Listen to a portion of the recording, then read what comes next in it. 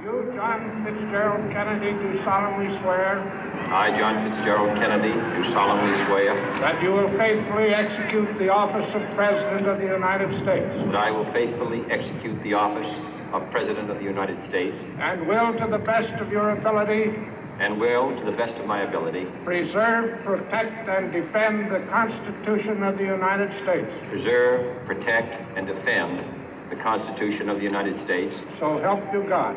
So help me God.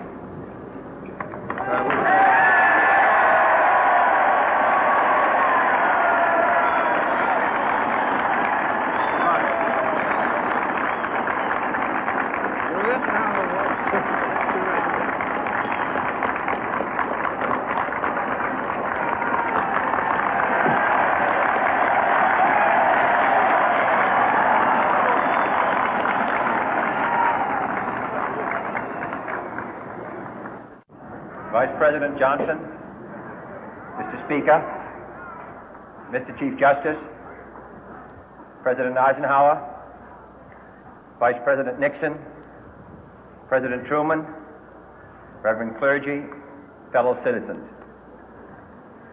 We observe today not a victory of party, but a celebration of freedom, symbolizing an end as well as a beginning, signifying renewal as well as change. For I have sworn before you and Almighty God the same solemn oath our forebears prescribed nearly a century and 3/4 ago. The world is very different now, for man holds in his mortal hands the power to abolish all forms of human poverty and all forms of human life. And yet the same revolutionary beliefs for which our forebears fought are still at issue around the globe. The belief that the rights of man come not from the generosity of the state, but from the hand of God. We dare not forget today that we are the heirs of that first revolution.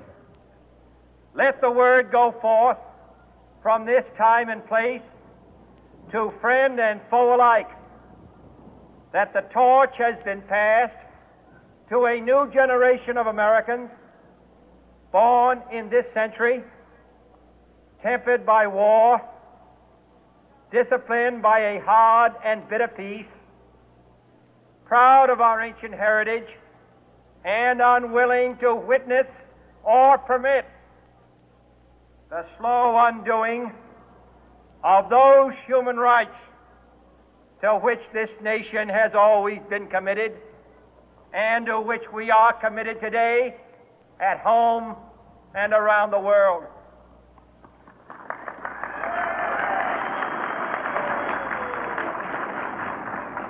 Let every nation know, whether it wishes us well or ill, that we shall pay any price, bear any burden, meet any hardship, support any friend, oppose any foe to assure the survival and the success of liberty.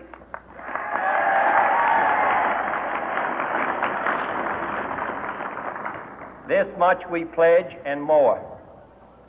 To those old allies whose cultural and spiritual origins we share, we pledge the loyalty of faithful friends. United, there is little we cannot do in a host of cooperative ventures. Divided, there is little we can do, for we dare not meet a powerful challenge at odds and split asunder.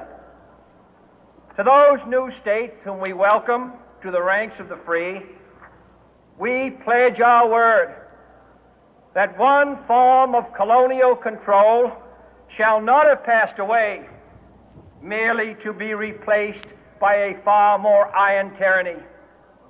We shall not always expect to find them supporting our view, but we shall always hope to find them strongly supporting their own freedom, and to remember that in the past, those who foolishly sought power by riding the back of the tiger ended up inside.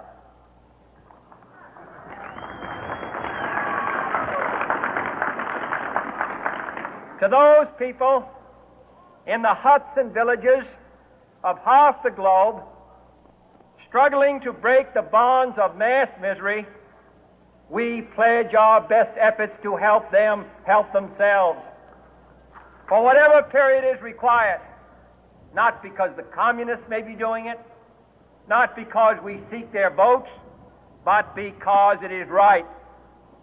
If a free society cannot help the many who are poor, it cannot save the few who are rich.